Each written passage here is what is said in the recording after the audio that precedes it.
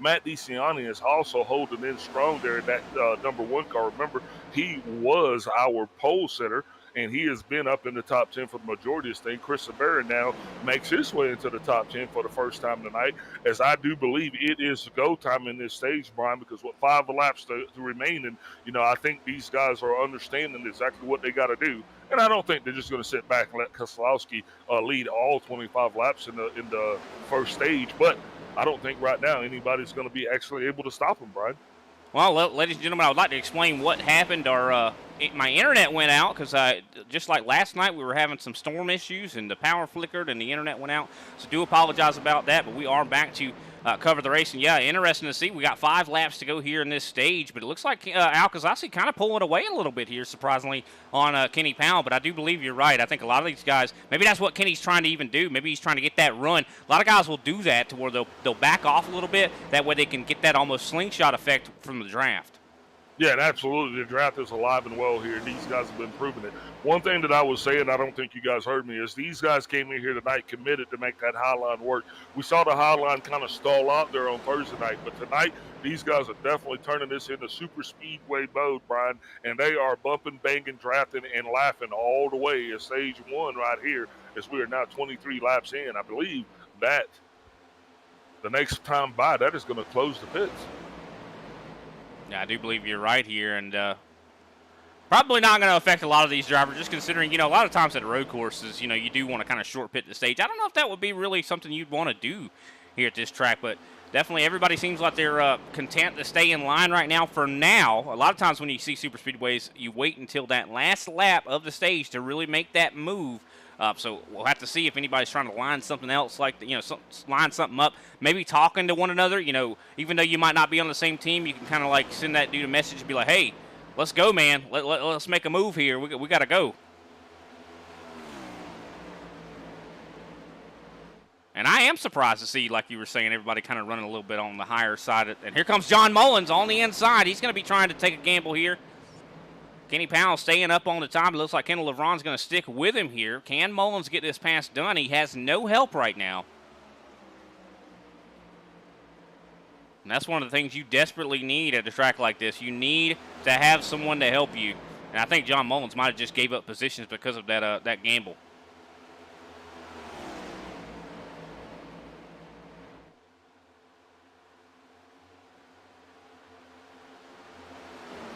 A lot of guys a little bit more willing to go side by side here. We do see Ryan Strunk. He's back there in 6th place. Matt DeCiani also trying to work his way forward to try to get his way up to John Mullins and maybe help him out. But now the top 3, Al Keselowski, Kenny Powell, and John Mullins.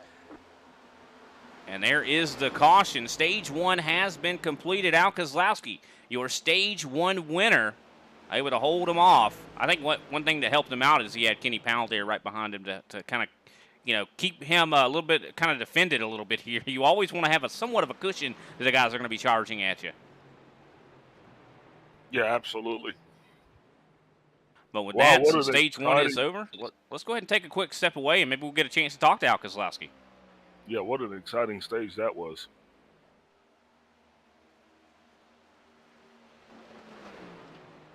Tonight's race is sponsored by Southern Spiral Pipe, proud supporters of the ISCA. We want to thank them for their contributions in helping us do what we all love to do. Southern Spiral Pipe.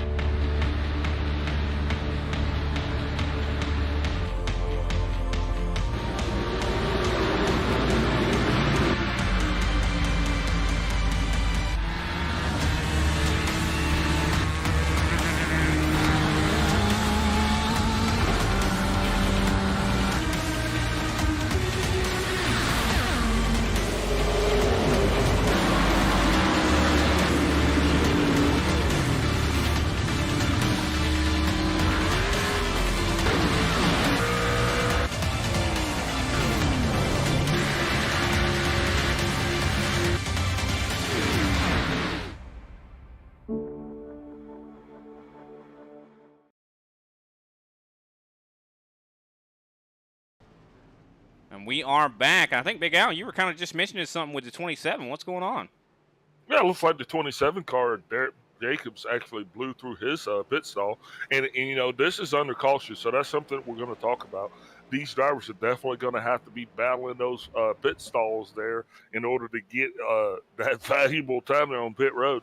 You got to practice that. But, hey, I think we got Al Koslowski dialed up there, Brian, if you're ready to interview our Stage 1 winner. Sure thing. We got Al Koslowski. Definitely did a great job to be able to hold off Kenny Powell and everybody behind him. How important was it to get up there in that clean air there, Al? I needed to do it. I mean, I need to be up here. That when I get back there, I get such a pull, and sometimes it catches me off guard, and I'll spin him out. But thank God I got my teammate Kenny Powell just kind of stayed behind me in the draft. He wasn't trying to pass me. We were just trying to, see what this thing can do. I changed the setup a little bit that I had on Thursday, and I'm not too comfortable with it, but it seems to be fast. Hey, Brian, can I ask, Al, I saw that you were running that top line, so it seems that you guys were actually committed to making that top line run tonight. Is that accurate? Well, that's a trick, okay? Everybody behind us is either going to do a high line or a low line, and if you ride in that middle line, you can kind of pull the momentum off of all of them. So we learned that earlier this week, so that's what we tried to do. That's ingenious. I mean, it seems like you guys got it all well and figured out here. We see the pace car lights are out. I'm sure you guys are going to get doubled up here. Who can we shout out after your Stage 1 victory? We got Speedway Angels, and I want to thank all you guys for everything you do, and I hope with all the luck in the world, I have a better finish than I did Thursday, and I'll be talking to you again soon. We definitely hope so too, man. Good luck to you, Mr. Al Koslowski. Thank you, buddy. That was Al Koslowski, our Stage 1 winner. Can he go Stage 2? We'll have to wait and see here as we're getting ready to go back green here. Pace car lights are out. Everybody has gotten double filed up. Definitely interested to see who, because I think this is, them being double file is going to shake things up quite a bit here on this restart. We saw for a long time they were single file. So, can maybe the third place car, Kendall LeBron, get underneath Kenny Powell, maybe trying to do something there? Can someone else maybe take advantage? Yeah, well, I do believe, Brian, though, they ran double foul at least until about lap 15 or 16. So once those tires actually started to kind of go into that wear stage a little bit, then drivers seem to be a little bit more comfortable, I guess, with trying to get it more to a single line type condition.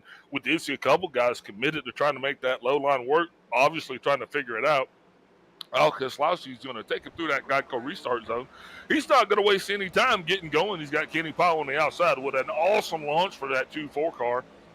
Yeah, very good launch there. I think he might even be able to get clear. Maybe not. Al Koslowski's going to surge ahead into turn 1. Ryan Strunk, I think if he had been closer to Kenny Powell on that restart to be able to give him a nice bump, I think that would have been a lot more of a successful move there from Kenny Powell. But now here comes Strunk. He's going to be here to aid him. And here's Matt DeCiani right there behind him. So we have got all these cars side by side up here in the front. Yeah, Al Koslowski said that the thing they figured out was trying to make that high line work. I'm just wondering how long it's going to take him before he jumps on back up to that high line and takes over that draft to lead there from his teammate Kenny Powell. But, Kendall LeBron is going to be tucked right in there. Now, he did battle up to get close up here to the front, so I think he's going to be wanting to try to get his shot out there, maybe getting in the front, taking advantage of some of that clean air, Brian. Yeah, because he started a little bit further back in this pack, and you could tell he's got a lot of pace, able to drive his way through. Now that he's closer to the front, maybe he can make something happen here. John Mullins is right there behind him. You see Chris Severa. He's going to be one to keep an eye out on all night long as he's right there behind John Mullins. So a lot of guys, Jose Acosta, I think he was our winner just a week ago, if I'm not mistaken. I do believe he's going to be trying to make something happen out here tonight and maybe try to go back-to-back and get that third time. Yeah, got to be feeling a lot better as he was racing that race last week with a busted finger. A lot of shifting there, a lot of grinding for him. So hopefully tonight he's enjoying a little bit of reprieve there, because with this super speedway, you just put it in fifth and go. And speaking of going, Al Koslowski is doing just that. This time, though, he is on that low line, but he's got Kendall LeBron, who is going to be breathing right down his neck. And Kendall LeBron is not his teammate. So he is not going to be sharing that same sentiments as Kenny Powell. he's going to be trying to challenge Al Kozlowski. As you see, he now steps up to that high line there. He's going to be in front of that 2-4 pile. Ryan Strunk, though, I mean, he has come here to race tonight as he is now shuffling back down on the inside. He's going to get in front of Johnson as they get ready to go into the run. Al Kozlowski's still doing everything that he has to do. As you'll see, he's occupying like 3 lines almost, Brian, there, trying to keep that lead in his command. Well, I mean, super speedways, you almost have to be that Pied Piper, run on both lines to kind of keep those guys behind you side by side, and I think that's exactly what he's doing. But look at Chris Severa, worked his way up into the top 5 now. He is a rocket ship in that Fanatec green machine there. John Mullins up on the top, drive up in front of Kendall LeBron. Now I'm going to try to challenge for the lead. Al Kozlowski under fire. Well, you're going to see Chris Severa push Kozlowski, and that's exactly what he's doing. And I said these guys were probably not as likely to push each other on Thursday, but you see come Saturday, a whole different scenario as drivers definitely feeling comfortable with putting that nose all the way in the tail of the car in front of them and pushing them around the racetrack, and that is exactly what is happening. We're going to see if LeBron is going to do the same thing. Will he push the 64 of John Mullins to try to get him up front? But right now, kudos to Al Kozlowski. I mean, he is doing everything that he needs to do. Suck down on that bottom line, but he's still not giving up, Brian.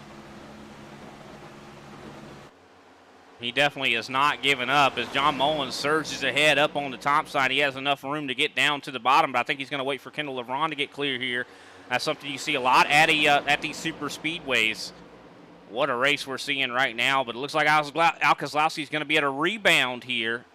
Kozlowski definitely has that momentum on the bottom line as he is going to be trying to come along John Mullins. There's Chris Severa with a nice nudge. He is going to be pushing Al Kozlowski to the front. Will Kozlowski be able to hold it? Look at them riding that red line, Brian. They don't want to go below that red line. That is that bad line, but they don't need to because they're getting it done right there on the race surface as we are sitting here.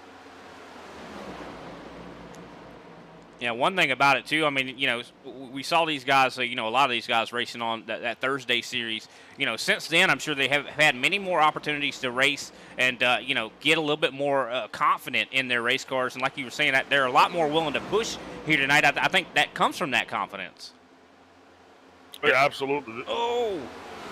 The more laps you get on any race car, any race track, you're going to get more comfortable, and I'm starting to see that these guys are doing just that. But, they have to be careful because with 12 laps to go in this stage, that's about the time where those tires get a little bit iffy, if you will. Oh, yeah, that's for sure. I mean, we saw Chris Severa kind of trying to switch lanes there and kind of got really loose. That kind of lost him a little bit of momentum, but he is still on the top, the leader of the top lane. Ryan Strunk making some huge moves. He's got Kenny Powell right there behind him as Al Kozlowski still out in the lead. Yep, but here comes Chris Severa. He is going to be getting that nudge that he needs from John Mullins to try to make that outside work. Kendall LeBron, and if these guys can keep that outside line tighter than that bottom line, that will be their best shot at actually having a run that they need to actually make that high line work. Now, that high line was available. It just was not the fastest line, but I think it's just going to be a matter of time before you see Kozlowski actually start to go back up to the top because I think that's where he found that signature speed that was pivotal in him winning that stage one. No, I think you're exactly right. I think any time now he's going to start to try to migrate up there and, try to control both lanes a little bit better. And, a lot of these guys are going to start single filing out. We're at that portion of the race or the run to where, these guys are starting to have those tires where, that we're seeing about a half a second of fall off so far, but Al Kozlowski still out in front in control. Chris Severa doesn't have as much help as he did. John Mullins kind of falling back a little bit here. Here comes Kenny Powell, going to really come to the aid of Chris Severa. Yep, Powell wasted no time to slide him up in that slot right there that was open. And, that's where you're going to probably see a little bit of opportunity for contact because, you might think you're fast enough to get up there in that run, but if the guy behind you doesn't check up, well, it might not work out in your favor. Yeah, 100%. I mean, especially at super speedways like this. I mean, a lot of times you try to you get clear, you're able to drive up in front of somebody, but they're in much more different momentums. I mean, it could be even 10 mile an hour faster than you, and that could cause all sorts of pandemonium. Oh, Al Kozlowski throwing a really, really late block. That's going to put us 3 wide. That's going to put us 3 wide, and Severa is definitely going to be in that middle lane now. If he can keep his car straight, he's going to be getting bumped by Ryan Strunk. That's going to be the key thing. You don't want to hit him at the wrong time because if you do, round and around we shall go. I don't know what Al Kozlowski was thinking, but somehow it worked. I'm sure Ryan Strunk is not happy with that block. Well, here it comes again, but I don't think he's going to be able to block Severa. Severa definitely now has the advantage on the outside. He is clear of Keselowski and still getting bumped by Strunk. So Strunk is going to do just that. He's going to be trying to make that outside line work. He is committed to it.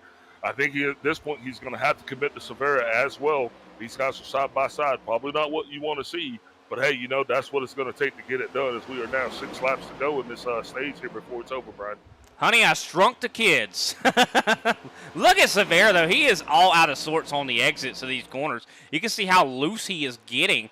That's something he's probably going to need to make. Yeah, it is. It very much is, but it seems like it's almost on the edge of out of control, and might need to make an adjustment just to make it a smidge more stable. We've seen Chris Severa drive out of control a lot, though. I think if anybody can handle it, it's going to be him. And I just like to see him kind of slide and glide around the racetrack a little bit. It just, it reminds me of myself in my younger days. Definitely, but you can see it right there. I mean, look at him on the exits. He is out of sorts right now. That concerns me because of the longer runs we're going to see later in this race. Well, you're getting a lot of dirty air from the side of these cars. So Kenny Powell is all the way up the racetrack there. Looks like he's going to make a little incidental contact with the wall, but that's going to cost him a bunch of positions. He's going to see himself slide all the way back to that 10th place position. But Chris Severa still holding that outside line with Ryan Strunk. Does he have what it takes to get around the front? He has been there the whole time, but Keselowski is not relenting. He is still proving that 88 Speedway Angel Chevrolet is the car to beat here this evening. I think Al Kozlowski definitely mentioned it in his interview, that he was trying to take the air off of these guys by running in the middle. That could be what's causing Chris Severa to have so many handling conditions here. As we see John Mullins goes up in front of Chris Severa for just a moment here. He's trying to grab that draft. He's trying to get anything that he can that's going to help get that air back on that 64. That's going to allow him to get a drive off possibly and be able to go around Keselowski as we are coming up to 48 laps. I do believe pit road's going to be closed this time by. And look at that, Strunk into the outside wall. That's going to put him 3 wide. As Greg Wyszynski right in the middle here. This could be a problem. Luckily, they keep it together, but they are still 3 wide. And look at Jose Acosta, worked his way up to 4th place. He has been on the move. Yeah, Jose Acosta has definitely been battling pretty hard here tonight. That is definitely for sure. Looks like Al Kozlowski, though, has definitely proven the car to beat us this time by. I believe the white flag should be coming out for the stage. Yeah, I do believe we have 2 to go here in the stage, if I'm not mistaken. As the stage 2 will end on lap 50, going to 51. So a little bit longer of a chance for these guys to be able to make something happen, make hay while the sun is still shining. As Jose Acosta up to 3rd now. He gets around Chris Severa. Frank Flores trying to take it on the inside on Greg Wyszynski. It looks like everybody's looking for clean air right now, considering the handling conditions these guys are suffering from. They're almost like looking for draft and looking for clean air at the same time. Just because, in the corners, I think you would want a little bit of clean air to keep that way that car handles a little bit better. But on the straightaways, you're going to see a lot of guys trying to suck up as much as they can. Here's now the white flag is out. Stage 2 soon to be in the books. John Mullins diving it on the inside. Here we go, side by side for the lead. Can Jose Acosta get into this situation? Chris Severa side by side with Jose Acosta now. And here we go, and it looks like Al Kozlowski is going to manage to hold him off as Chris Severa went 3 wide below the red line. Al Kozlowski, your Stage 2 winner. What an effort, though, from John Mullins and Chris Severa there, Big Al.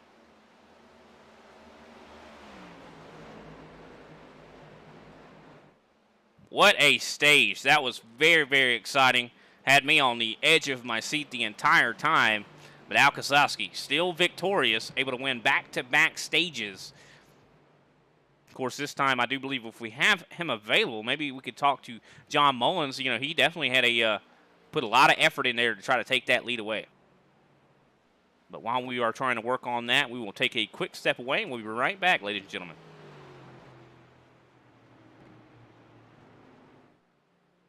There are moments that surprise and delight the mind and the senses. Introducing SoundArt, the world's first truly customizable, concealed, flat panel art speaker system. A revolutionary combination of incredible sound delivered from your most meaningful pictures. When art and technology intersect, there is a seamless blend of creativity and function. Come alive in the streetlight, pulling at the stars in the moonlight. Every time I feel you close. With SoundArt, anyone can print their own artwork or pick from numerous licensed artwork that we have. The possibilities are limitless. Enjoy beautiful and amazing sound throughout your home. The entire surface of your artwork generates incredibly robust sound. Your art never sounded so good.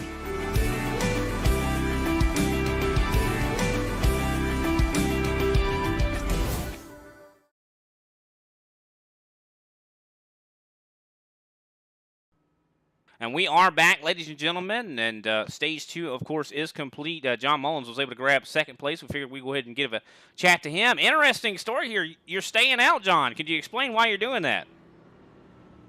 Yeah, because I thought I'd already made my pit, and I started talking to you guys earlier, and I made a mistake. So I'm going to just try to do the best I can, but I'm going to get out of the way. I ain't going to hold anybody up. Oh, well. So it's our fault? Oh, no. No. It's all good. I forgot I hadn't made my pit stop yet. So I blame Big Al. It's Big Al's That was fault. on me. No, that was on me. But yeah, the car's good, and it's got a lot of pace tonight. Yeah. Definitely seems like it. I mean, what an effort they're fighting for that stage 2 win. I mean, you got side by side there with Al Kozlowski. It was really, really close. I mean, I think you definitely got the machine to maybe get that thing down in victory lane here tonight. I know. What did you learn from Thursday coming into this race?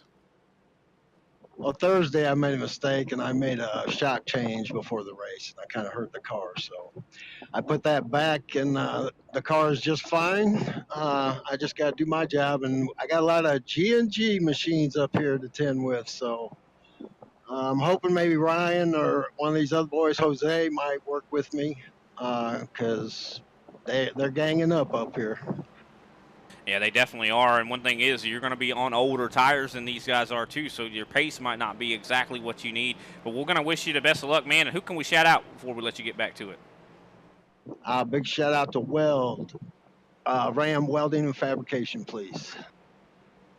All righty. Short and sweet. That's how we like it. That's John Mullins. Thanks for your time. Definitely great talk there from John Mullins, and I think this is going to be interesting to see how he's going to handle this on older tires, Big Al. I mean, we've seen tires actually do make a difference here, and a crucial mistake like that, considering no more stages after this. Yeah, but he might be all right. He's just got to get 25 laps or so, and that'll put him on a different pit cycle. If he can actually stay out there and get those 25 laps or so, he might actually be in excellent position here. If this thing stays green for a little bit later on in the run there, as we are definitely in the stage 3. Lights are off on the pace car. He's going to be dropping down. And looks like John Mullins is going to lead us into that Geico restart zone. He's going to be watching for Chris Severa on that outside. And here like we go. Mullins said, he's going to have to be careful and definitely get out of the way because these guys are going to be a lot faster than he is, Brian. Yeah, they are, but he gets a good start there. Chris Severa is able to line up there right behind him.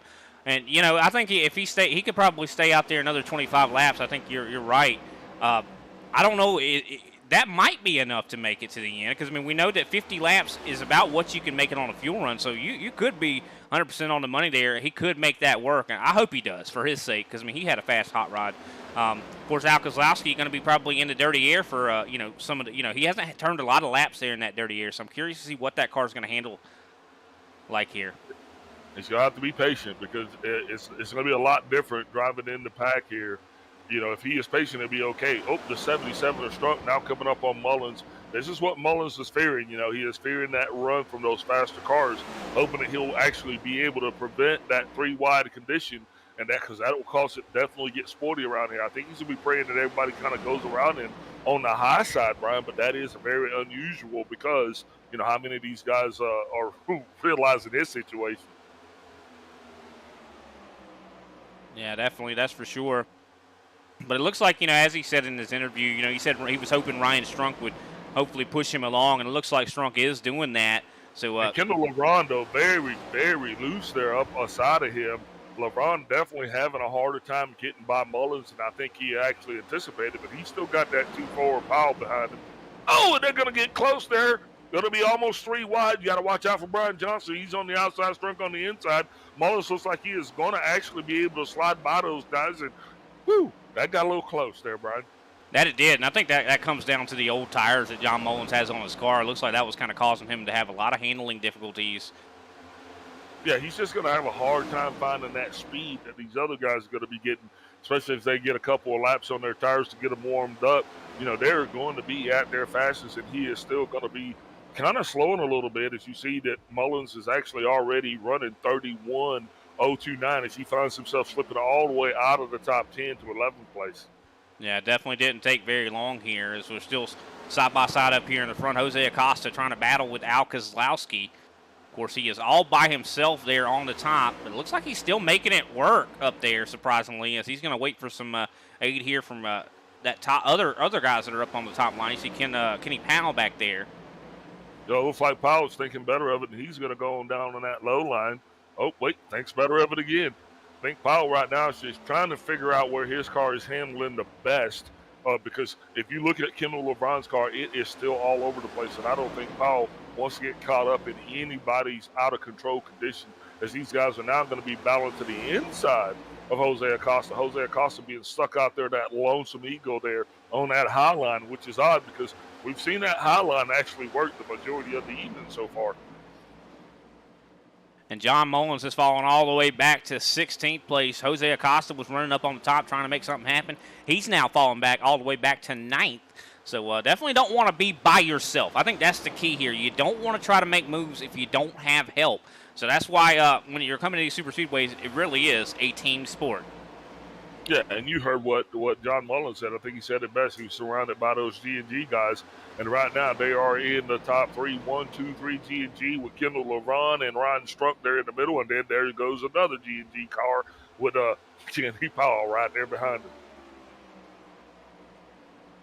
Al Kozlowski definitely has a little bit of a different, goal right now. He's got to sit behind Chris Severa. It's going to be very difficult for him to make that pass. And, he even said it himself. He doesn't like following behind other guys because he feels like he gets sucked up a little bit too quickly up to their back bumper and maybe hits them a little too hard. But this is going to be good for Chris Severa, though, because we saw he was having handling difficulties when he was, on that top side. Now that he's got some clean air on that nose, doesn't have to really deal with any side draft or any kind of dirty air. It seems like his car's handling a lot better. Yeah, and I talked to Chris Severa earlier in the week, and he did say he was just gonna lay back there those first 2 stages and then try to do exactly what he's doing, or ride to the front there later on, and hopefully he'll be able to maintain that lead and drive these guys all the way through those main flight pit stops.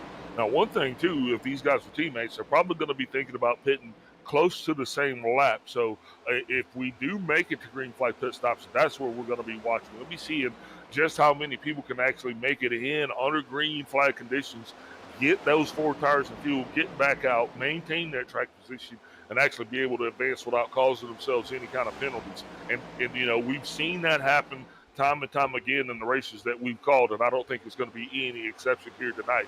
As green flag racing still continues, we have not had a caution here tonight, minus those 2 stage cautions. And, I don't know what the over-under on cautions is, but I'm thinking if these guys can keep doing what they're doing, I mean, maybe that caution will stave off until we get down to the end of this thing with maybe 20 laps to go or so, if that. So I'm hoping that we can just stay green. That way we actually be able to see how these cars materialize once these drivers actually get to running those long runs.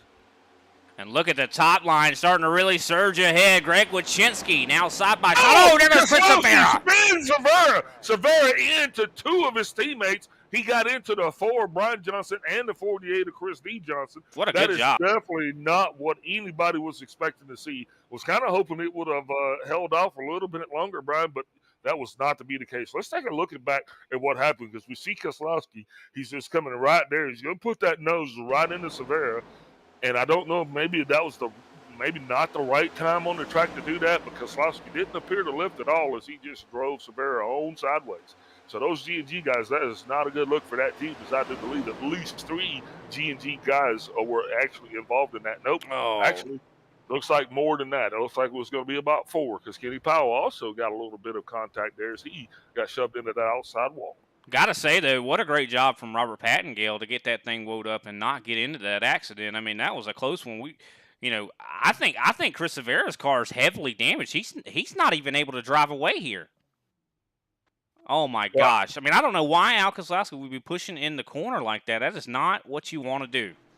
Well, you're going to have to wait to the end of the race to ask him, because I think this is going to be one of those things that plays out, because we saw a similar issue actually occur on Thursday involving Al Kozlowski. So, I don't know what's happening down on the track. I'm just glad that you and I get to sit up here in the nice and quiet and actually enjoy this. But for one person, John Mullins. John Mullins is definitely the guy that's glad to see that caution come out, because that gives him an opportunity to actually get fresher tires, and it's going to put them in excellent condition. Oh yeah, it definitely will, very much so. I mean, everybody that stayed out right here, I think eighth on up is on 14 lap old tires. John Mullins is going to be on fresh equipment, and this is really going to save him a lot of heartache. Give him a chance to get back into this thing, and with those 14 lap newer tires, I think he might have, the shoe will be on the other foot. Instead of those guys being faster than him, he's going to be faster than them. And yeah, and we just actually did get a lot of fast cars kind of tangled up and tore up there. Even though that damage might be minuscule, it still could actually mount up. But Brian, I tell you what, with that, let's just go ahead and take a break and let's get another word from our sponsors. Ladies and gentlemen, we'll be right back.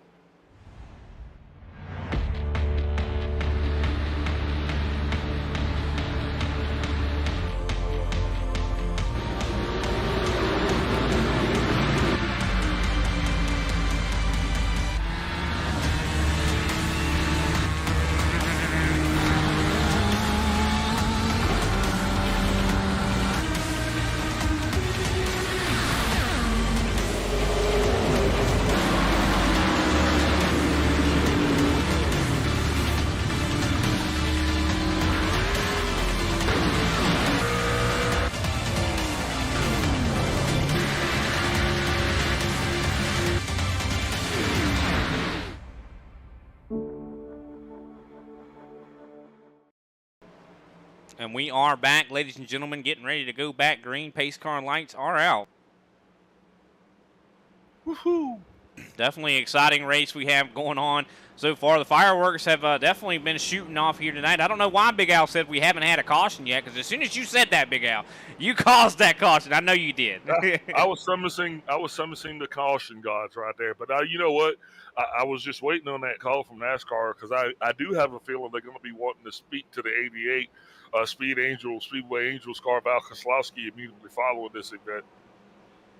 No, I have no doubts. They're definitely going to be wanting to talk to him. And unfortunately, I mean, it wasn't just Chris Severa, who's now out of his race car.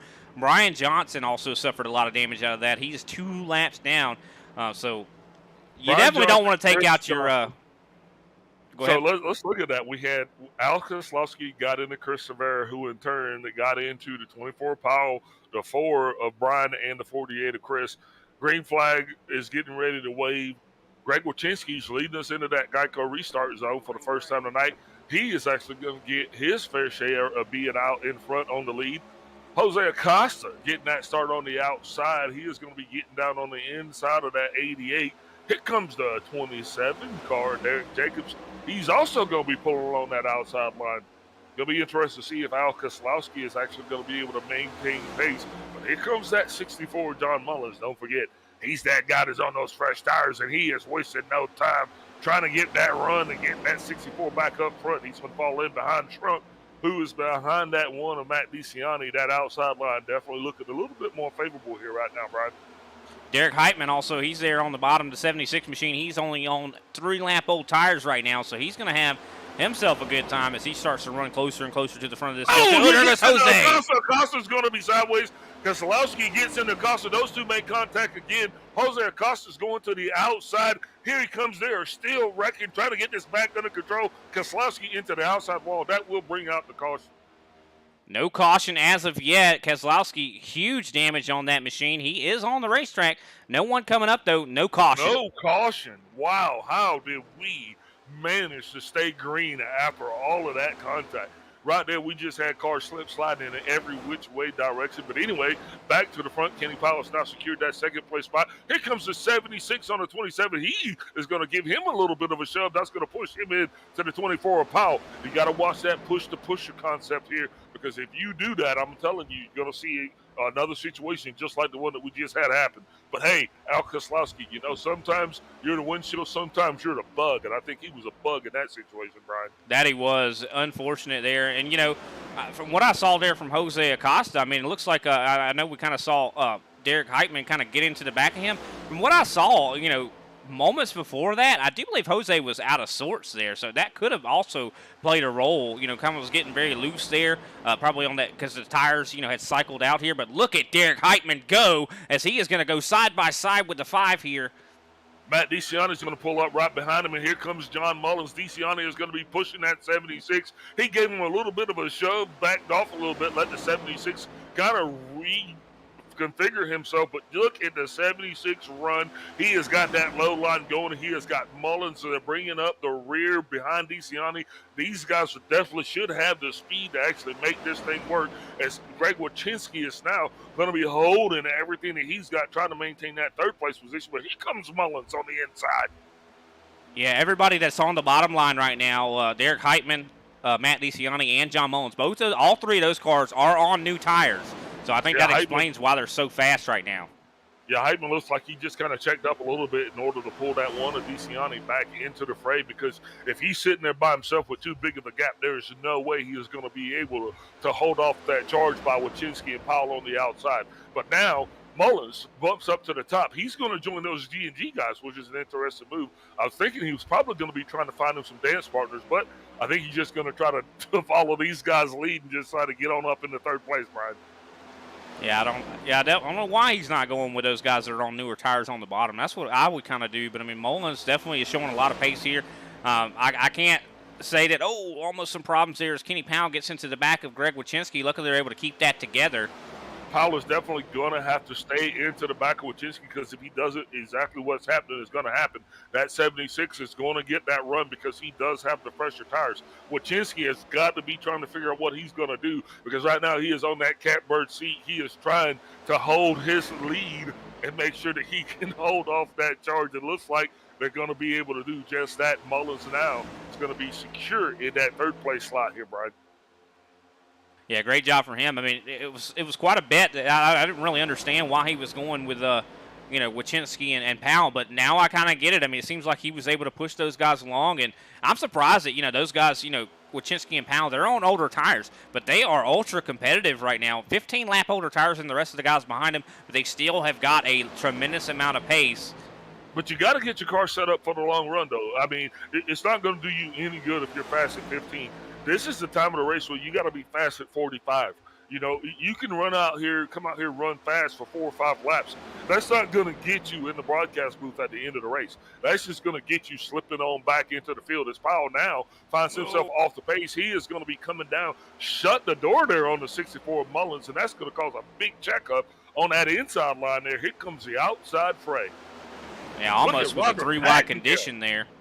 Look at Robert Pattengillis. He is in 7th place running along beside the 64 Mullins. That has got to be good feeling for him, because if he can actually have 2 top 10 finishes back-to-back, he was actually Derek Road America. I believe he got himself a 7th place. There goes Derek Jacobs. Derek Jacobs is going to go sideways. Still no Carson Pattengillis down on the inside of the track. We are still green flag racing. Oh, my God, our racing took the night off, Brian. Man, and I definitely would not blame Derek Jacobs for that one there. I think Pattengill just got a little too saucy there and got into the back of him. And Robert Pattengill, just a very controversial call right there. He was on pit road. Instead of spinning around that 17 Ford Tucson Sound Dart, he actually elects to take the tow. And that's going to put him multiple laps down. It is hard to get off that tow truck when you're on a super speedway, and these guys are turning laps in the low 31. So Robert Pattengill probably just took himself out of the race with that call. That's going to be very interesting. I know he probably flat spotted his tires, but because of this, the 76 car, Derek Heitman, is running away with this thing. He has Matt DeCiani tagged in behind him. They have now got a considerable lead there over 3rd, 4th, and 5th, and I think that's exactly where they're going to want to be. Now these guys have definitely got to be slowing down, calming down, because if they can make it 10 more laps, that's going to put us in that green flag pit window, and I think that's when we're going to start seeing these guys come down pit road. But, I don't know. I don't know where that flag's going to wave now, Brian, because we've Speaking of which, Paul Olson actually just took a green flag pit stop, and the fuel window is soon to open, probably in the next five or so laps. Yeah, Olsen a lap down back in 12th now. I mean, he's probably got nothing to lose here. He might be trying to get one of those John Baker moves, the Jim Baker moves that we saw there as he actually, started his charge and was actually able to get his first win here at the ISCA. But, man, wow, what an exciting stage 3 of racing that we've seen. And, I mean, it has been everything short of chaotic. I don't know. You mean Jason Baker? Do you mean Jason Baker? Yeah, Jason Baker. That's it. If his name's not on the monitor, I'm probably going to mess it up, right? I mean, it has been exciting, though. This has been one heck of a race to watch. Paging Joseph Lester.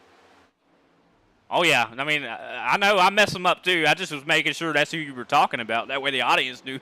Yeah, we get so excited sometimes, though. You're looking at the prompter there and the name, and then I'm calling Kenny Johnson and Frank Strunk. I mean, hey, but you know what? Still, this is just too freaking exciting for me right here, guys. Ladies and gentlemen, if you are just joining us, you are tuned in to the iRacing Stock Car Association Tucson Southern Spiral Pipe 200, and we are at the new and improved Atlanta Super Speedway, and this is definitely a new improved Super Speedway. This thing is only 1.5 miles, Brian, but I'm telling you, it is living up to its hype as we have seen some exciting racing here this week. And I'm going to tell you, I think we're going to New Hampshire next week, but man, Atlanta has not disappointed. It hasn't, and I've been one of the guys that have been, kind of against this racetrack here. But with the racing I've been seeing, I'll tell you what, I'm starting to be a believer.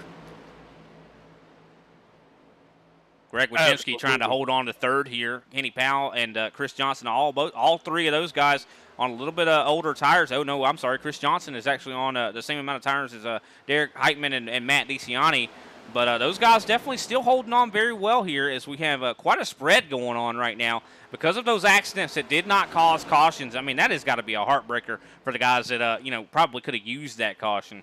Yeah, absolutely. If you get hit, you need damage, you need tires, you want to see that caution flag wave, but you know what? It did not, and we are coming to 49 to go, which means if my math serves me correctly, if the caution flag were to come out now, I think the majority of these drivers would actually be able to make this thing to the end.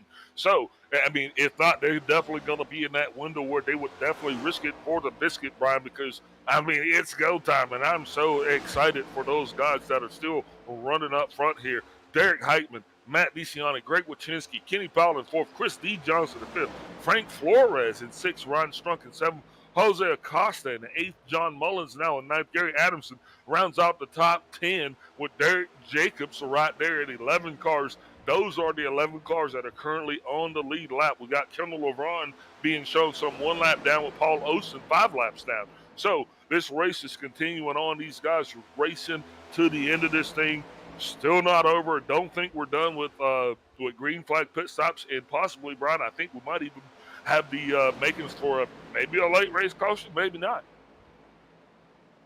Yeah, we'll definitely have to wait and see here as Greg Wyszynski is trying to catch up to the back here of Matt DeCiani. Unfortunately, Paul Olsen, Robert Pattengale, both out of their race cars, so this has been a total race of attrition here tonight. Of course, Al Kozlowski, he's 17 laps down. I mean, there are a lot of guys right now that are laps down right now. You hate to see that, and I think the next one up on the chopping block to go a lap down probably going to be Derek Jacobs, just considering he's all by his lonesome out there on the racetrack.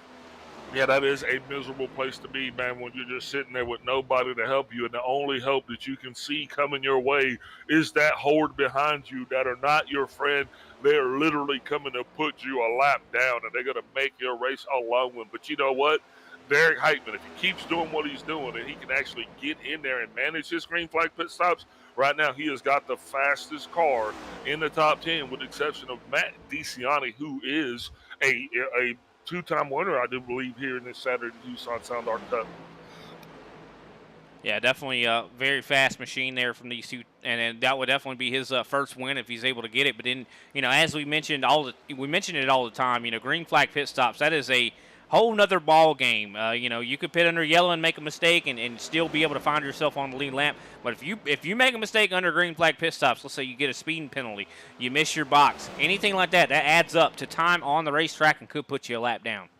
Absolutely, and that's not what you want because it is very hard to get that lap back here to Super Speedway just because it is so draft dependent. But you know, this is a battle with two teams right now. We got the MMR guys up front. That's Derek Heitman and Matt DiCiani, you know, and their teammate Frank Flores is back in ninth. So these guys are actually sitting pretty because right behind them you got the three teammates of Wachinski, Powell, and Chris D. Johnson. So, and then you got John Mullins and Jose Acosta with Ron Strunk, who are just kind of out there freelancing it. So I guess what I'm trying to say is, man, this thing could shake out to be anybody's.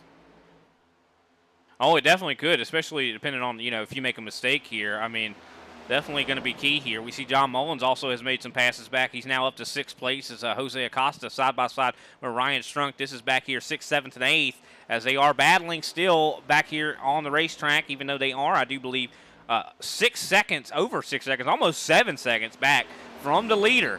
So if that top 5, any of those guys make a mistake and they get split up, and some of these guys back here, if they're able to stick together, they could find themselves even winning, you know, and getting that, you know, because even though it's a 7-second gap, that is something you can make up quickly if you have people with you. Everybody going to have to be on their, you know, hit their P's and Q's, hit their marks when it comes to this pit road. And I think any second now we're going to see these guys go down pit road. Of course, the fuel window is open, but a lot of these guys are probably going to go, as you always say, a lot of guys are going to want to go as long as they possibly can to try to make sure that those tires, oh, Matt DiCiani into the outside wall, that's going to slow him down and put him side by side with Greg Wachinski. But, you know, you want to stay out here as long as you can. That way when you come out, you're going to have those fresh tires and be able to just run it as hard as you can to the end. Yeah, absolutely, because the first two drivers here, the 76 of Heitman, those guys are on 40 laps right now on their equipment. So, you know, they're in that pit window, but they definitely are going to want to stay out longer because if you stay out longer, you come back stronger. And that's what I'm thinking. You're going to want to be as fast as you possibly can coming into the end of this thing. Is Greg Wachinski's trying to come down pit road. Oh, the 76! The 76 sideways. That might cause a caution. That should cause a caution. That might cause a caution. We have the caution, and that right there was what nobody wanted to see. Though that caution started as a result of drivers starting to try to make those green flag pit stops. Now that is going to put the 76 in a far better position than it would have been had that caution not come out, because now he potentially doesn't lose anything, and that's going to put all of these guys back on that same sheet of music, so to speak, Brian. And also, another little thing that we saw here, some more contact there with Kenny Powell and Greg Wachinski. Greg Wachinski unsafe pit entry. Cone. He has missed that cone. That is definitely going to cost him a black flag. Not sure if he's actually going to get that cleared by race control, but I'm not cleared it. Yeah, I mean, Kenny Powell kind of caused him to have that problem. I mean, they were trying to, like you said, trying to both get down pit road, and Powell just apparently did not slow down as much as Wachinski did, and unfortunate that happened. So that's going to be a big blow to G&G here tonight. Yep, but I'm not showing Greg Wachinski is actually being a recipient of a black flag, so I think maybe whatever it did work out, it worked out in his favor. But wow, that's shocking. I don't see how he didn't get a black flag. Well, black flags matter. But wow, what an interesting turn to an already what's the word? Controversial night, peculiar night, weird night, fright night, fight night. There's a little bit of every kind of thing going on here tonight, Brian. John Mullins able to win the race off of pit road here. Jose Acosta looks like he might have beaten Matt DiCiani off. I don't know. No, I think DiCiani did win the race for third here. Now with two cautions actually under our belts, I think we are primed now for the third because, you know, it looks like that's going to put us back to having 12 cars on the lead lap here. And I think that's just going to make for some exciting racing because all of these guys that are still on the lead lap are still in this thing. John Mullins, Chris D. Johnson in second, Ryan Strunk in third, Matt DiCiani fourth, Jose Acosta fifth, Kenny Powell sixth. Frank Flores is going to be, Kenny Powell's going to be sixth, Frank Flores seventh.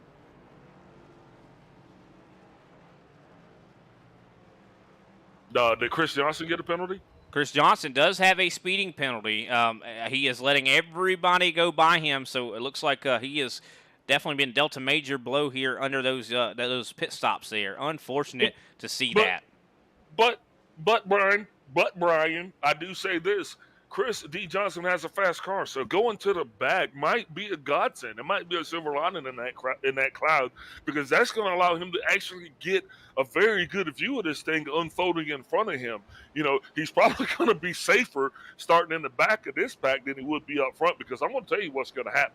When that green flag flies, these guys are going to hit it and get it, and they're going to be going because they understand that there's no time to sit back and wait. This is go time, baby. Right now, that's where you're at. Lights are off on the pace car. He's going to be making his way off of this field right here. That means that John Mullins is going to actually be leading us off of through that Geico restart zone. And Brian, I'm telling you what, you're going to have to tell me to be quiet, because I'm super freaking excited here tonight, people. And if you aren't excited, then I don't know what you're watching. But I'll tell you what you're watching. You're not watching the iRacing Stock Car Association Saturday Night Tucson Sound Art Cup, which is co-sponsored by the Southern Spiral Pipe Company. And this right here has been nothing short of spectacular. We've actually had 2 stage cautions and 2 race cautions, and we're getting ready to kick this thing off with some 37 laps to go at the flag.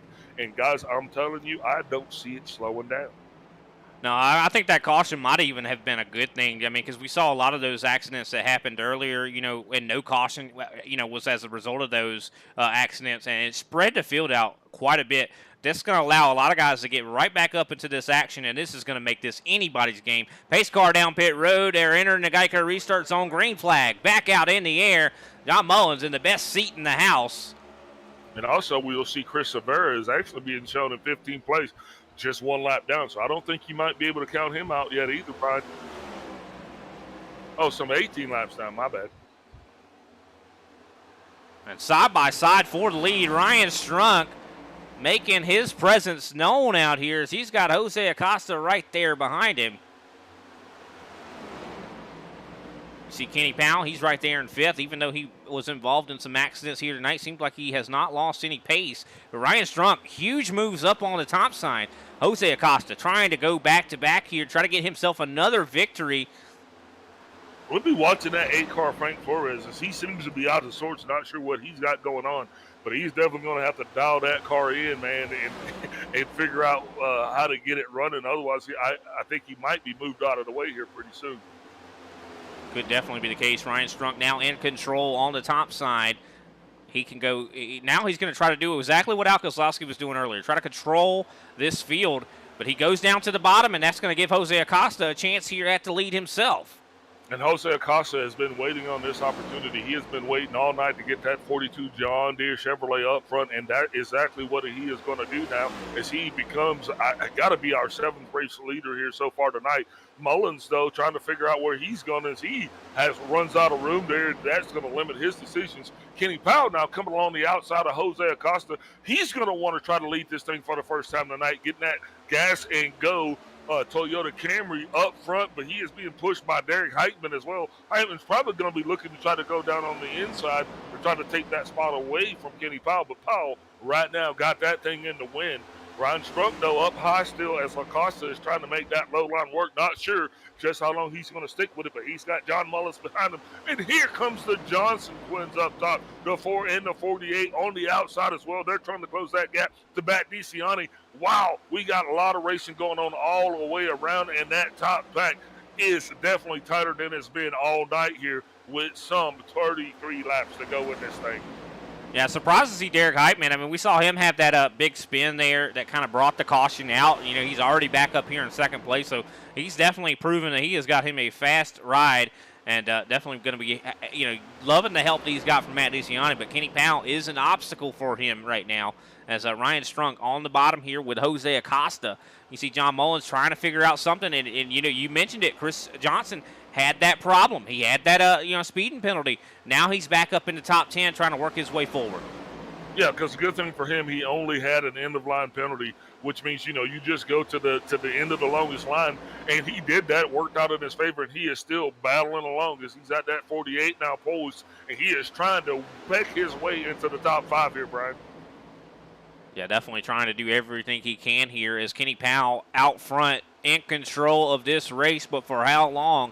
He's been involved in accidents. We've said that before, and he still is showing a lot of pace. Usually when you get in an accident, you're able to draft very well. You're able to sit right behind someone and still be able to hold the same kind of pace that everybody else is. But when you get in that clean air, that's usually when you have the problems. But it looks like he is not having those issues as we go 3 wide. Oh, there goes Al Kozlowski.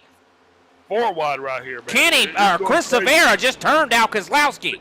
DeCiani just got into Jose Acosta. Kenny Powell got passed up by the 76. We've got so many changes of position that are going on up front here that it's kind of crazy. Ryan Strunk is doing everything he can to keep Matt DeCiani in front as these guys are battling so hard. It's actually allowing the 2 leaders to pull away just a little bit as they did get out of sorts, but now they're trying to get back in race position.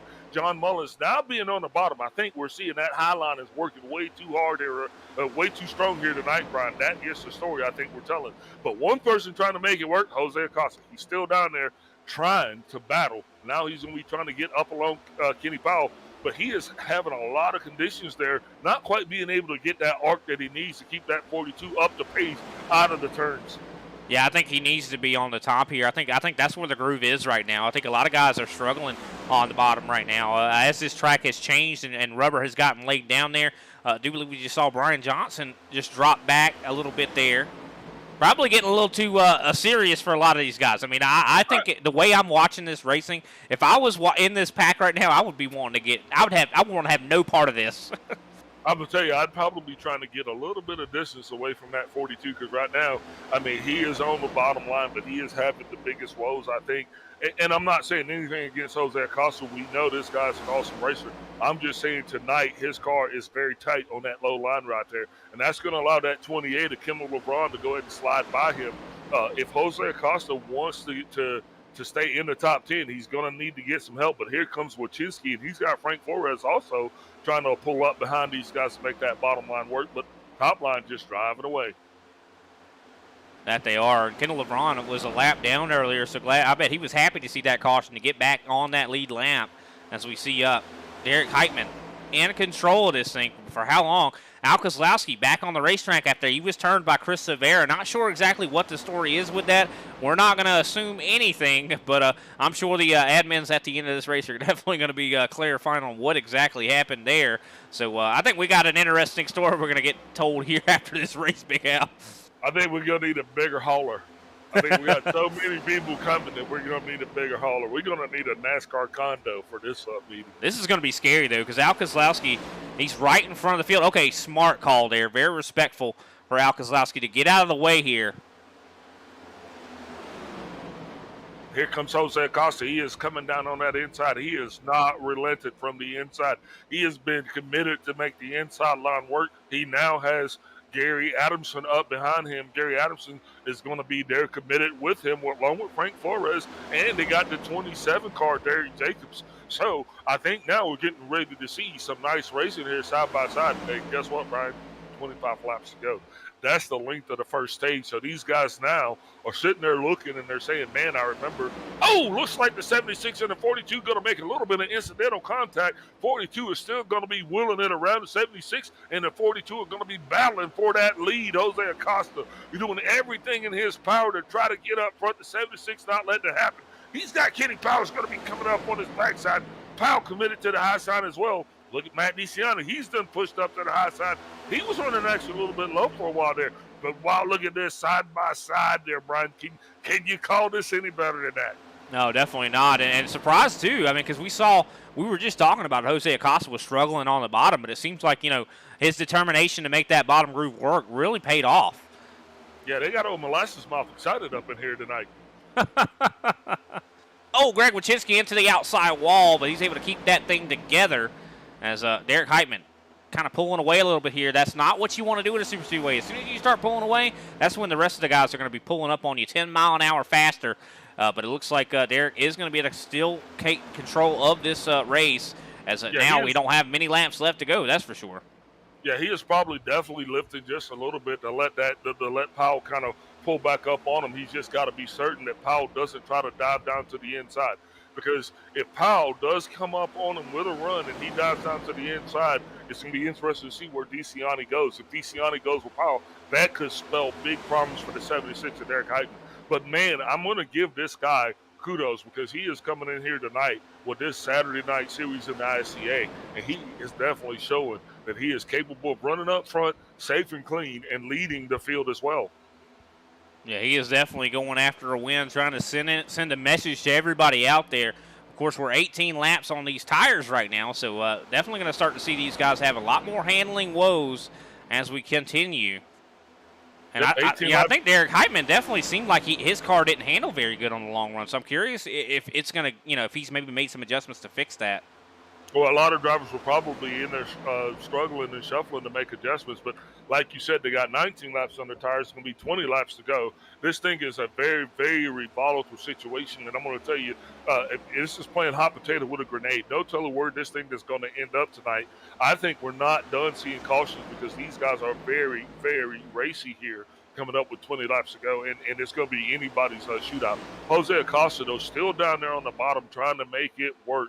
He has got Gary Adamson tucked in behind him, and those two being the only two down there. So I think once we get to be about 10 to go, I think we're going to see this field kind of shake up a little bit. Yeah, I think Gary Adamson definitely showing a lot of commitment to push Jose Acosta, and it's really paying dividends here. It's now Jose side by side with the leader. As Jose, man, he is making that car. That John Deere is running on the bottom very well. I think that it was almost like a phase. He was having a phase where it was not running very well down there. But I think that as he has gone, I think the tires have worn to where he is just having a day in the sunshine down there on that track. But look at that, Kenny Powell going to dive down to the bottom and try to make something happen himself. Oh no! Get it Acosta is sideways. Will he recover? Looks like he's still pedaling it, and he's going to be. Oh, he's got to keep that thing under control. Drivers scrambling everywhere. Nothing runs like a deer.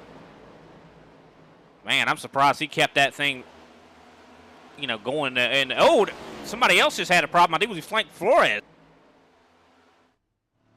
Ooh, we got cars spun out everywhere. Frank Flores is way down off the racing surface. That's not going to cause a caution. Caution is out. Man, and that right there is going to shake it up. It's going to shake it's going to shake the shakers. This is going to be interesting, Brian, because I'm going to tell you, with the caution comes, we'll be 14 laps to go. These guys are going to be coming down pit road. They're going to be taking 4 tires, probably not going to be taking fuel. I mean, people were everywhere right there. Oh, big contact with the 27 and the 8. They were trying to avoid Jose Acosta. Yeah, it looked like Derek Jacobs had nowhere to go there, and unfortunately, he got into Frank Flores. Yeah, trying to avoid Jose Acosta. So just like when you knock that first domino down, it's going to knock all the rest of them. But I think we got to give a kudos to Jose Acosta because that could have been a lot worse than it was. Matt DeCiani is going to miss pit road. And the 76 is spun out. Brian, I'm not sure what's going on, but we're having melee still around the speedway. I mean, what should have been an just a routine yellow flag pit stop turns to be quite interesting for the 76. He was trying to – I think he was trying to do a late gamble there. Like he decided last second that he was not going to pit, but then he got a little bit of contact with that Geico wall there, so hopefully that doesn't affect him too badly. But, man, I don't know what he was thinking there. You don't want to make last-minute decisions like that because it can end up just like it just did.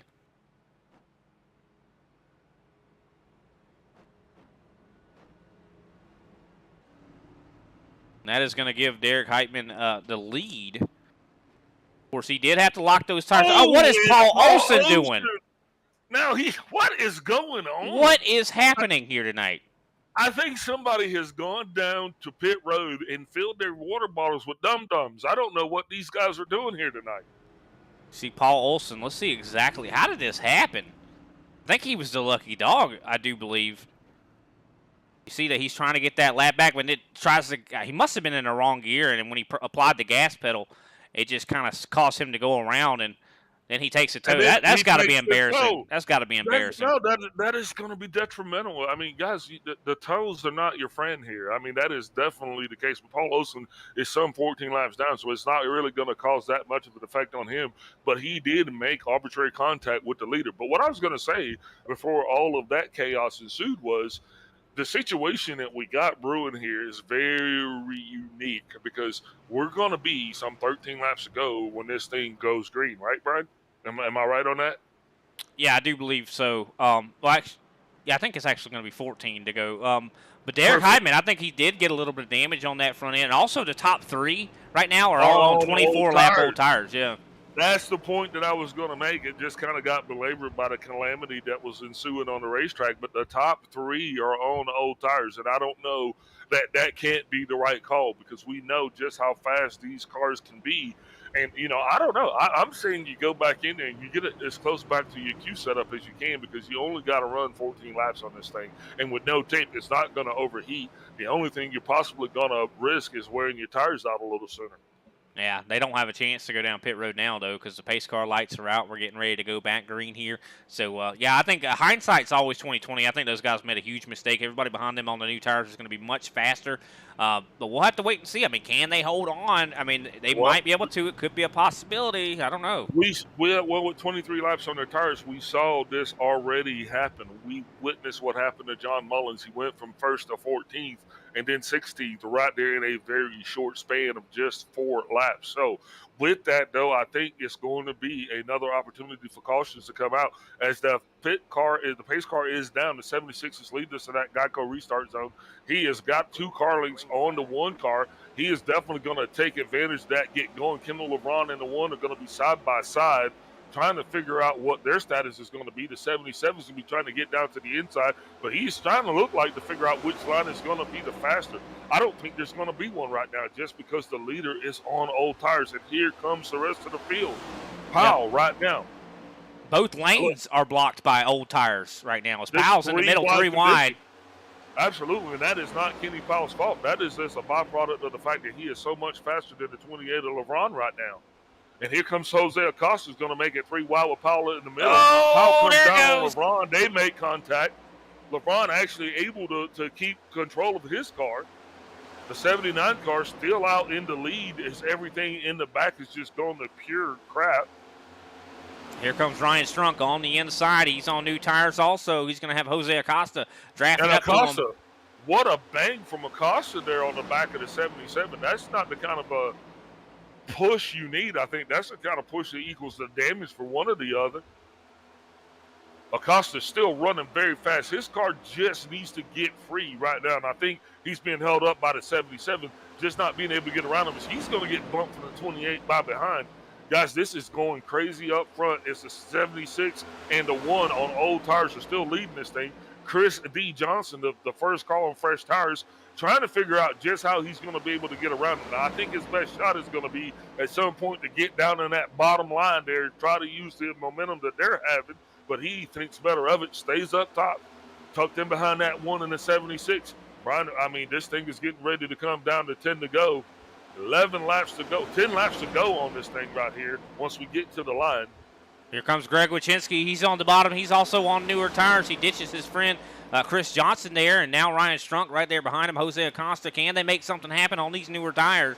As you just mentioned, it's going to be 10 laps to go here in just a moment. The 76. What? Look at Greg Wachinski's drive off. He is getting ready. Oh, there it goes. Him and the 76 get in each other. Wachinski goes sideways. Caution is out. That's going to change everything again. I can't keep changing the ingredients of this. This masterpiece, it keeps changing from a grilled cheese sandwich to a filet mignon. I don't know what happened there. I mean, Greg Wachinski should have been able to have that pass done. I think he came up on the 76. Yeah, I just don't think he was clear. It's one of those things where the door quarter, not clear, and then they're into the wall right there, and it's just nothing either one of those two can do except for just ride it out and smoke the tires. 76 just had a terrible luck here tonight. It just seems he was running in the lead, and it's just like everybody in their sister is trying to take him out of contention for this thing tonight. He just can't catch a break. I mean, I think we're just going to have to talk to him. Never mind. No, I don't want to talk to him because I think he can just keep his luck down there on the racetrack, Brian. That is going to put Ryan Strunk up in the lead, though. I mean, man, Greg Wychinski just kind of threw that away. I mean, he had such a fast car. I don't know why he went up the track like that. He must have been having some major handling conditions. And you kind of mentioned it about maybe, making the setup a little bit more, the car a little bit more like a qualifying setup. Could he have maybe tightened that thing up just, in that kind of same vein and, kind of caused him to have that tight condition, which led him up into the Derek Heitman there. We'll have to wait and see how this all progresses here. I mean, the way this is looking, we could have a green-white checkered. What I'm wondering right now is Matt DeCiani's got 30 laps on his tires. He is the only driver that is up in the top 10 as such. So I'm wondering, why is he not coming down pit road? You think he's out of tires, or you think maybe he's just comfortable with his setup? I think he's out of tires. He's been down pit road 4 times. Everybody out there has been down pit road 4 times. Of course, as we mentioned in the beginning of this race, 4 sets of tires down in the pits. So that makes it, I do believe, he's out of tires. I think a lot of these guys out here are out of tires, to be honest. Well, they're not out of time. Not just yet, man. We still got 8 laps to go. Looks like it's going to be 5 to go on the green here. And I'm just telling you, or 6 to go here once we go green flag racing again. This is going to be a shootout, and it's still anybody's race here. Let's run through the field right here. Looks like first place, Ryan Strunk. Second place, Jose Acosta. Third place is going to be Matt DeCiani. Fourth place, Kenny Powell. Fifth place, John Mullins. Sixth place, Chris D. Johnson. Seventh place, Kendall LaRon. Eighth place, Derek Jacobs. Ninth place, Gary Adamson. And 10th place is going to be Derek Height. And Greg Wychinski, of course, is now 3 laps down after that accident in 11th place. Frank Flores out of the race car, 10 laps down. Brian Johnson, 16 laps down. I do believe he is still out there circulating in 13th. 14th, Chris Severa. He's still, I do believe, driving around. Paul Olson's out of the car in 15th. Al Kozlowski, he is still out there driving. He is right now 33 laps down, 16th. Robert Pattengale, of course, 49 laps down, out of the race car in last. Man, just unfortunate for a lot of those guys down on the bottom rung of this ladder, man, because these guys all came out here and they were very set on being competitive tonight and hoping they could actually have a good race. But you know what we're going to have? We're going to have an awesome finish. We're going to have the 77 that's going to be lined up on the inside there. That's going to be Ryan Strunk. Now, he's been running up front most of the night. The 42 of Jose Acosta, no stranger to controversy and conflict as well as contact, as I think he's pretty much hit everything out there tonight except for the pace car. Matt DeCiani's going to be on the inside. He's going to be starting in third, but his tires are 30 laps old, and that's going to be interesting to see because he's not going to be able to get that launch that he needs to be able to push Ryan Strunk to the front, which means if Kenny Powell pushes Jose Acosta, that outside line, Brian, could take off like a rocket ship. Yeah, definitely could here. We'll have to wait and see how this all kind of plays out. Is Kenny Powell definitely going to be holding Jose Acosta's race in his hands here. Of course, Kenny has been involved in his fair share of accidents here tonight. Luckily, none of them seem to have destroyed his vehicle. But definitely the race is going to be on as we only have 9 drivers now on the lead lap. Derek Heitman is now, I do believe, a lap down too, as we are going to be exiting turn 4 here and going back green here any moment. And will we make it the rest of the way without a caution coming out? That is going to be the major question I do believe we're going to have to answer here, and I think we're going to have answered here in just a few moments. Yeah, we're going to have another caution. Speaking of caution, pace car is down now. Ryan Strunk takes the field, leads it into that Geico restart zone. Matt DeCiani laying a little bit back, but Kenny Powell right there behind Jose Acosta. Acosta got a launch. DeCiani way off the pace as this thing goes green. That's going to allow Powell and Acosta to actually come down. Now it's going to be interesting to see just how patient Mullins and Kendall LaRon are going to be trying to get around Matt DeCiani, as when we come to the line, we will have 5 to go. Jose Acosta is going to get stuck just a little bit there as he was trying to figure out which way he wanted to go around Ryan Strunk. But there's Kenny Powell. He made his decision. Him and Jose Acosta make a little bit of contact there as they're coming around the turn, coming around to the line. We'll have 5 to go, Brian. Door banging, that's for sure, between Kenny Powell and Jose Acosta. It seems like everybody has really tightened their cars up quite a bit, and I think that's what we're seeing right now. As you see Acosta, I mean, they're not able to hold the bottom line. Like, it seems like they're really struggling in that 42 camp. Maybe trying to make that car faster on the short run really has made him handling seems like it's impossible here. Look at Kenny Powell on the bottom. He's got Matt DeCiani right there with him. Yeah, he's got 30-lap old tire DeCiani there behind him that pushed him to the lead out in front of Ryan Strunk. Now Kenny Powell pretty much on his own there, as John Mullins doing everything he can to push the one of DeCiani, and he's getting pushed by the 42. They're going to have to unhinge from Matt DeCiani and get up top, get around him. Kenny Powell sitting in that catbird seat. He can't be too comfortable right now as Ryan Strunk is giving him the business with the bumper.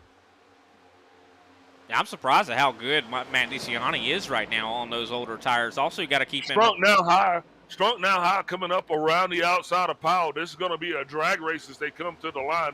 Powell doing everything he can. Kendall LeBron now going to push in behind Powell. He's going to be trying to shove Powell to the front. Powell's got it hooked up on the bottom. Looks like he is going to get back to the lead. Now Powell running in that third slot, trying to get as much momentum as he can, and he's going to go, baby, go.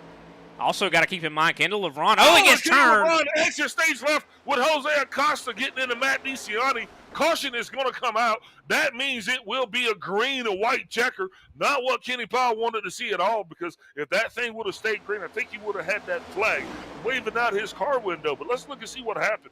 Jose Acosta gets into the back of Matt DeCiani, which gets into the back of Kendall LeBron. It's one of those push-to-pusher kind of scenarios. I don't know if we could change the camera angle on that, but it doesn't matter. But I think that's exactly what occurred right there. And that's going to do it, looks like, for the 28 car Kendall LeBron. He had a rocket ship here tonight, Brian. He was on old tires. I was getting ready to say that he was on old tires, too. Same amount of tires that Matt DeCiani was. Oh, Jose Acosta gets into the back of Matt DeCiani, which spun the 28 of Kendall LeBron. Kendall LeBron done for the night, I do believe. You see the smoke pouring out of that machine. Wouldn't be surprised if I do believe the engine has let go here. Yep, the engine has expired, just like his chances of winning this race. Man, we're getting ready to have our first green-white checker here tonight. I think we only are scheduled for one. And, man, look, if Kenny Powell can keep his mouth held just right, I think he's going to have the best shot of getting a win here. He has definitely got to make sure that he minds his P's and Q's, though, on that restart. Now, we saw him get a great launch there on that last one. Looks like Brian Johnson is actually going to get the lucky dog there. He's going to be getting one of his laps back. That'll put him some 14 laps down, but still well out of contention. But, man, this has been a heck of a race. It's been a dogfight. Now only having 7 cars that are going to be actually in the thick of this thing going for the win. That's the 24 Powell or Strunk, Mullins, Derek Jacobs, the 27. He's still in it. Chris D. Johnson in the 48. Jose Acosta, I think he is definitely going to be – looks like Jose didn't really suffer as bad as the other guys, though, from that. I think I just saw a lot of tire smoke from his car. But, wow, Brian, I mean, what are you thinking right now? This has just been utterly insane. I think to what you said earlier about I think somebody spiked to these guys' drinks. I think they need to have an investigation because something is definitely going haywire with a lot of these drivers. I've never seen – really these guys drive the way they are right now, so cutthroat. And we've seen this before. You know, we a lot of people said Atlanta this week was going to be a wreck fest. Well, I've raced Atlanta, you know, and it's been not really a wreck fest. I think once people actually got in the race rhythm, it's got to been a little bit fun. But here tonight, it's been chaotic. I mean, these guys have been battling. But, wow, to what price? I mean, we've seen a lot of really good I think the devil went down to Georgia. I think that's what happened tonight. The devil went down to Georgia. Left.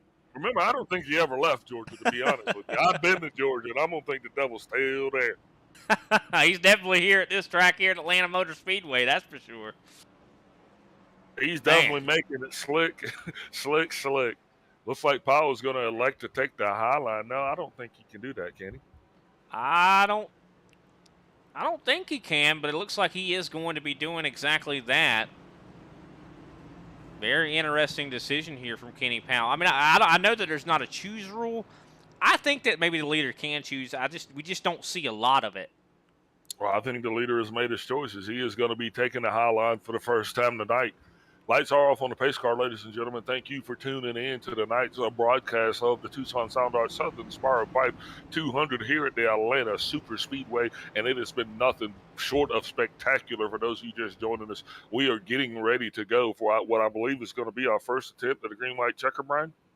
Yeah, it definitely is going to be our first attempt here. And also got to shout out Derek Jacobs back up in the top 5. He's had a couple mishaps here tonight. A lot of guys have had some mishaps. I mean, we saw John Mullins. He definitely had a a lot of speed early in this thing. I mean, this is still anybody's race, and I think that's what's going to really hurt Kenny Powell's feelings here because he's going to be having to do everything he can. He's got to really rely on Derek Jacobs here. He's like, I would be over the radio saying, give me everything you got.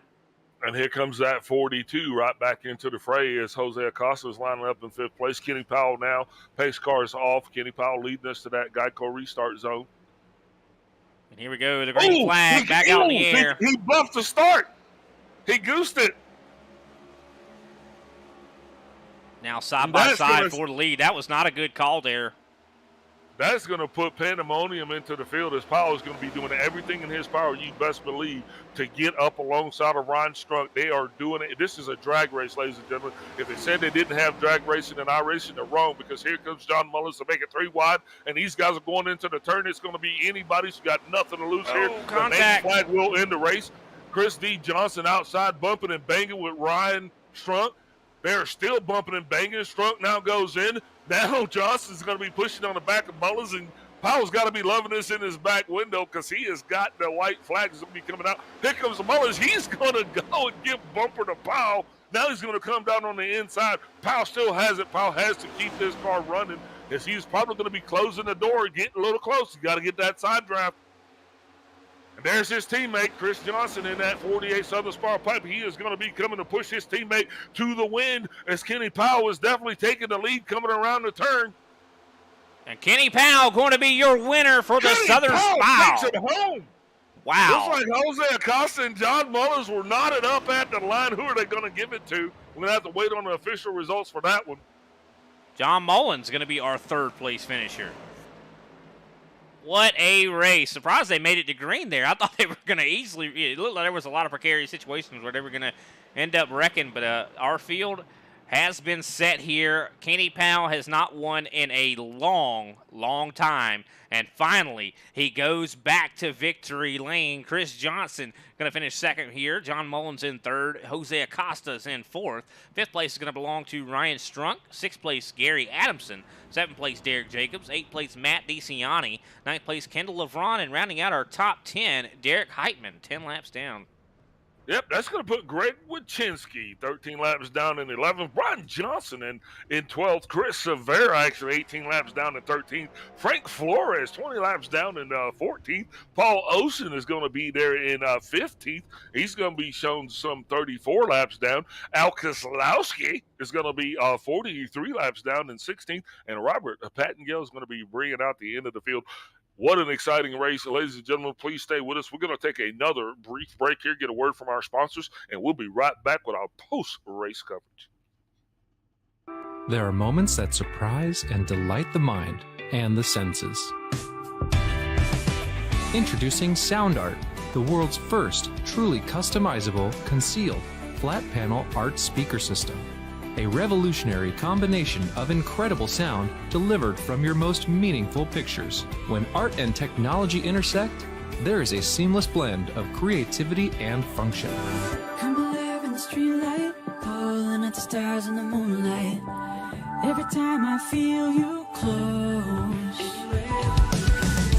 With SoundArt, anyone can print their own artwork or pick from numerous licensed artwork that we have. The possibilities are limitless. Enjoy beautiful and amazing sound throughout your home. The entire surface of your artwork generates incredibly robust sound. Your art never sounded so good.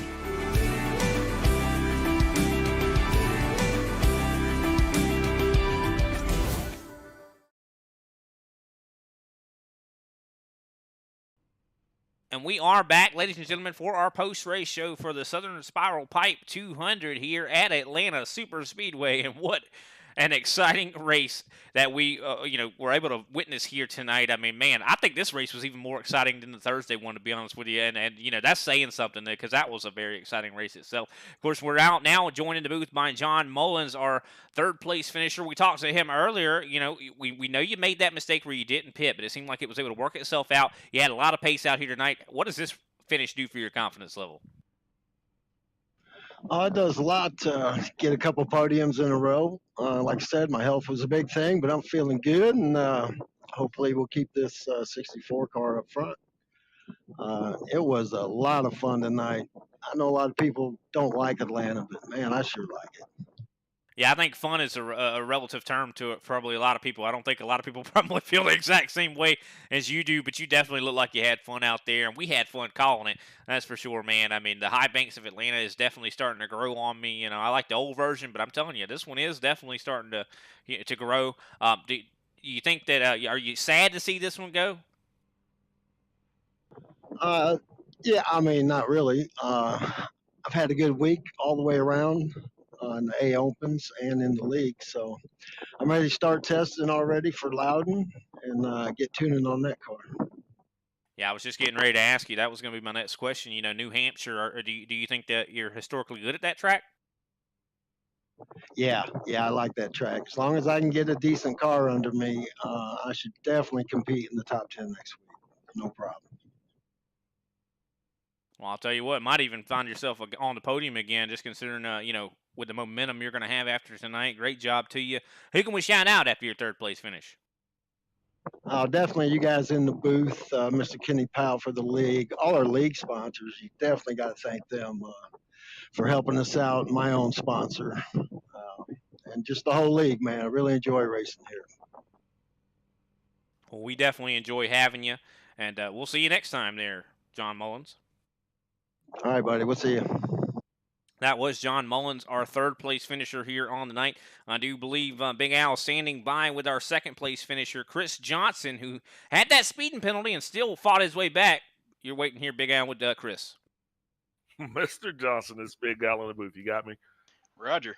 Wow, what an exciting race we had here at Atlanta. I mean, you guys definitely from the green flag to the checker, nothing but excitement. I mean, you had a rocket ship underneath you. Definitely see that you were battling really good there with your teammates. Very strong finishes in both stages as well as the race. So, talk us a little bit through your night here tonight, man. What was it like down there? Car was really good. Um, I just tried to spend most of the race trying to keep my nose clean, and once I saw some green flag racing, I kind of gunned for it a little bit. But yeah, it was a very good car tonight. Yeah, so speaking of that, so as we got into that green flag run there, what did you have your car? Do you feel it was stronger there for the short run, or you think you had it set up more for the longer runs? Short run. I still don't have the long run figured out on this track, so I was just kind of winging it. I was kind of just following people, and yeah, I'm pretty good on the short run, but when it comes to long run, I was definitely slacking. Yeah, well, thank God for cautions, right? Because the cautions came out, and it seems that the gods were in your favor here, actually battling back from that end of line penalty or late in the race. And I said that when you got that end of line penalty and you kind of went back, my thought process was it kind of gives you a better perspective, so to speak, in order to be able to drive through the field. Did you look at that as being a disadvantage, or did you try to make a little bit of lemonade out of those lemons? Well, I think it was in the stage three or at the end of stage two where that that caution took out half the field. I got a couple min or a couple seconds worth of damage, and I it felt like it affected my car, but not a whole lot. As long as I stayed behind somebody, I think I was all right. But yeah, I mean, overall, it was a good car, and I was glad to be up there. I hated that I got into Strunk a little bit. Strunk was holding me tight, and I was gonna take it from Kenny if I had the chance, but John Mullins kind of filled the gap, and it didn't give me no room to go anywhere. So I'm happy for Kenny, and I was glad I was able to push him to the win. Yeah, awesome. I know Kenny Powell probably had a little bit of relief seeing you behind him because he had all kinds of folks behind him tonight. But this race being behind us, Atlanta Super Speedway configuration. Were you a fan of the Super Speedway configuration, or you like the old Atlanta better? Well, the old Atlanta was it was a driver's track. You had to take care of the car a little bit more. I have no problems with this configuration. It gets frustrating sometimes because you're just bunched up in a tight ball. 90% of the race, nowhere to go. But I don't have any problems with this configuration. Well, this configuration is now behind us, and next week we're going to be headed to Loudon, New Hampshire. What can we expect to see from that 48 team going into next week's race?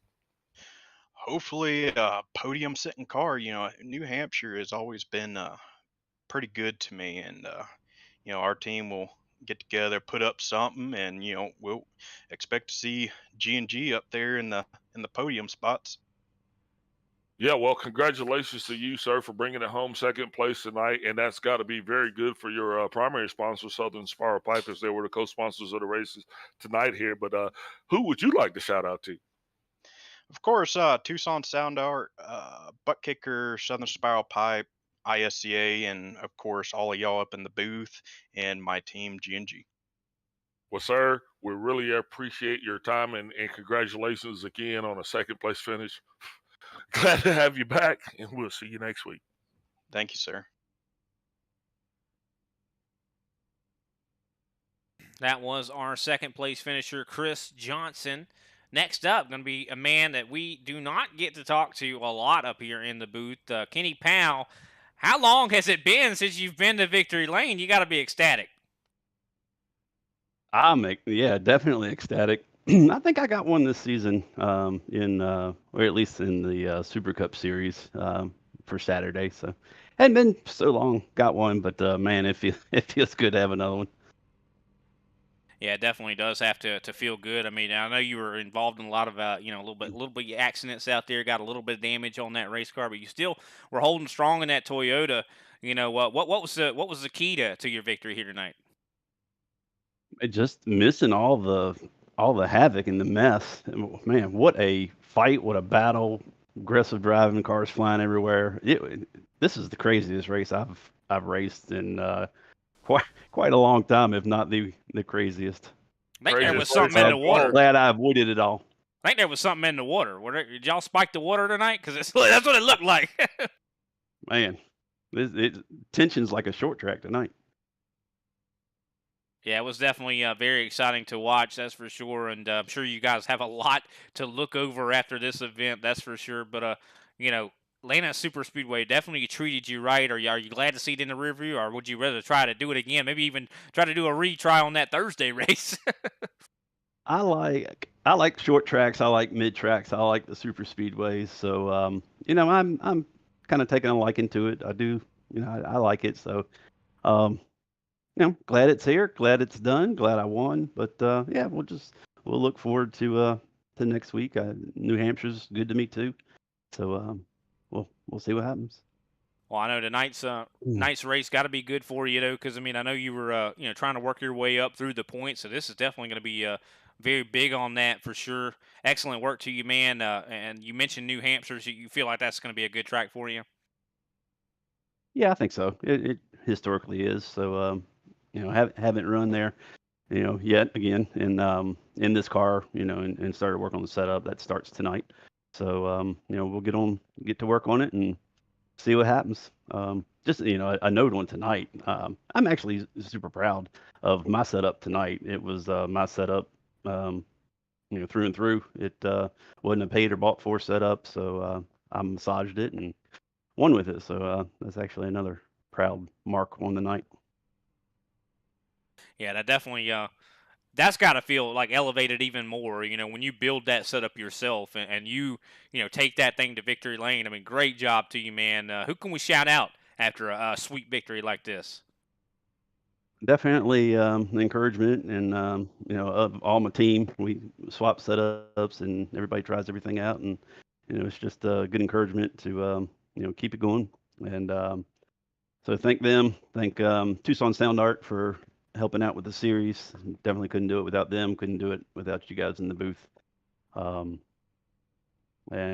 really everybody that participates in the ISCA. I appreciate everybody's participation. I know this was a rough one. We've had some tempers, but all in all, ISCA I think is one of the greatest leagues.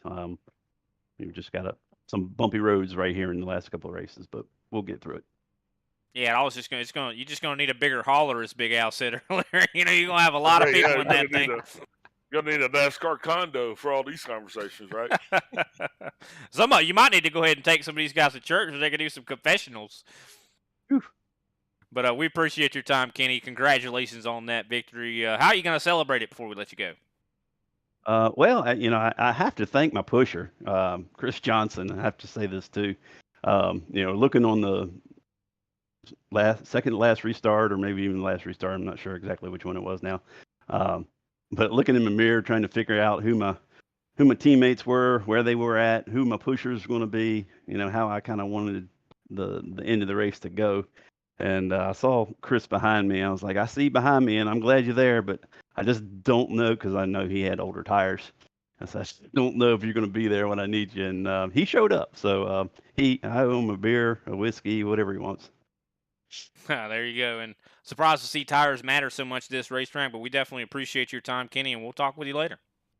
All right. Have a good one. That was Kenny Powell, tonight's big winner for the Southern Spiral Pipe 200 at Atlanta Motor Speedway. As we've been kind of discussing before, New Hampshire is going to be on the docket next week. But, man, I don't know if New Hampshire is going to be able to hold any kind of candle to the kind of excitement we saw tonight, Big Al. Yeah, I don't think we are ever going to be able to call a race that was exciting as this race was tonight. And for those of you that tuned into this, thank you. And if you want to see more of this, please like and subscribe. Follow the ISCA, iRacing Stock Car Association, on YouTube, Twitch, Twitter, and Facebook. And kudos again to our sponsors, Southern Spiral Pipe, as well as the Tucson Sound Art guys. And Brian, man, it was an awesome calling that race with you, but I don't think there's another dude that I want to sit beside me for that calamity. Oh yeah, I think me and you both were able to witness that. Had a tremendous amount of fun. I mean, that was definitely, because I mean, a lot of times coming into a lot of these races, I'm just like, oh man, but this was a race that had me on the edge of my seat the entire time, and that's saying something. I mean, a lot of times racing, has its slow moments, but man, this race had not a slow moment, not a dull moment. Everybody out there at home, if you weren't, like you were saying earlier, Big Al, if you weren't having a good time watching this one, what were you doing? Yeah, exactly. I'm going to go back and rewatch it myself, bud. Well, with that, I do believe that brings us to the conclusion of tonight's race here for the Southern Spiral Pipe 200. Make sure you tune in this coming up Thursday. We're going to be visiting New Hampshire, 9:30 p.m. Eastern Standard Time on the ISCA Racing Network here. So definitely make sure you tune in, and can't wait to see you, everybody. Thanks for watching.